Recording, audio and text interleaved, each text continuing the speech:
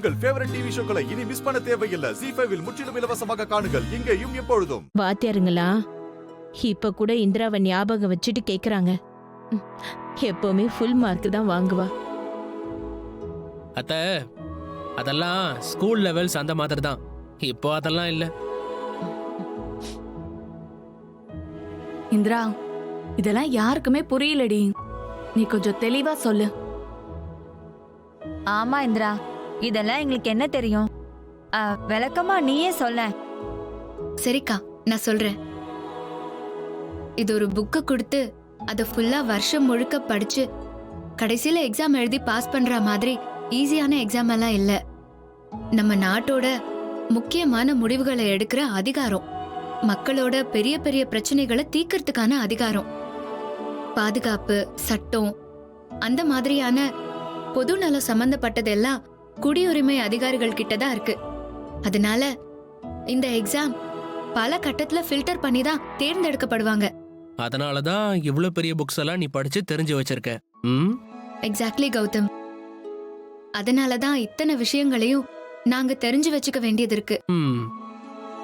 ஆனா நீங்க நினைக்கிற மாதிரி 100க்கு 99 மார்க் எல்லாம் இங்க யாருமே எடுக்க முடியாது. என்னம்மா சொல்ற? அப்புறம் எப்படிதான் மார்க் வரும்? மாமா, பொதுவா மெயின்ஸ்க்கு மொத்தம் 2000 மார்க்ஸ். ஓ, அதுல இப்போ இன்னைக்கு ரிசல்ட் வர போகுது இல்லையா, அந்த ரைட்டிங் எக்ஸாமுக்கு 1750 மார்க். அப்புறம் இன்டர்வியூக்கு அதுல ஒரு 250 மார்க். அப்ப நீ ஒரு 1500 மார்க் மேல வாங்கிடுவல? ஐயோ மாமா, அதெல்லாம் பாசிபிளே இல்ல. ஏன்னா இதுல மார்க்ஸ் ஸ்கோர் பண்றது ரொம்பவே கஷ்டம். எல்லாமே ரொம்ப கவனமா திருத்துறதால 1000 மார்க்கே வாங்குறது கஷ்டம், வாங்கவே முடியாது. பொதுவா ஒரு 600-700 மார்க்ஸ் வாங்கலாம். மடி, நீ சொல்றத பார்த்தா இது ரொம்ப பெரிய விஷயமா இருக்கும் போலவே. ஆனா பரவாயில்லம்மா, இவ்வளவு கஷ்டமான எக்ஸாம ரொம்ப அசால்ட்டா, அதுவும் வீட்டுல இவ்வளவு பிரச்சனைகளுக்கு மத்தியில படிச்சு எழுதிட்டு வந்திருக்க பத்தியா, உண்மையிலே பெரிய விஷயமா. பா, நீங்க பார்த்ததெல்லாம் ரொம்ப கம்மிப்பா. இன்னும் பெரிய பெரிய சாகசங்கள்லாம் செஞ்சுதான் இந்திராவே இந்த எக்ஸாம் எழுதியிருக்கா.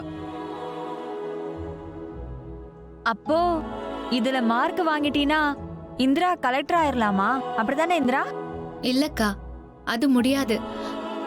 ஏன் இந்திரா, இன்னும் இருக்கா? இதான் கடைசி எக்ஸாம் சொன்ன? ஆமாங்கா, ரைட்டிங்ல இதுதான் கடைசி எக்ஸாம். இதுக்கப்புறம் ஒரு பர்சனல் இன்டர்வியூ ஒன்னு இருக்கு. அதுக்கு 250 மார்க். அதுல நாம எவ்வளவு ஸ்கோர் பண்றோமோ அதுவும் இன்னைக்கு ரிசல்ட்டுக்கு வர மார்க்குக்கும் கூட்டி ரேங்க் லிஸ்ட் போடுவாங்க. அதான் நம்ம வேலை என்னங்கறதையே முடிவு பண்ணும். ஓ, இன்னும் இருக்கு போல இருக்கு. அப்படியா? இதுல இவ்வளவு விஷயம் இருக்கா இந்திரா? ஏய், எங்களுக்கெல்லாம் எதுவுமே தெரியல பாரு. அண்ணே, அதெல்லாம் ஒரு பெரிய தனி உலகம். அத புரிஞ்சுக்கிறது இருக்குல்ல, பெரிய வேலையா இருக்கும். என்ன வேணாலும் இருக்கட்டும் இந்திரா, நீ பெஸ்டா மார்க் ஸ்கோர் பண்ணி தான் இருப்ப. எனக்கு அந்த நம்பிக்கை இருக்கு.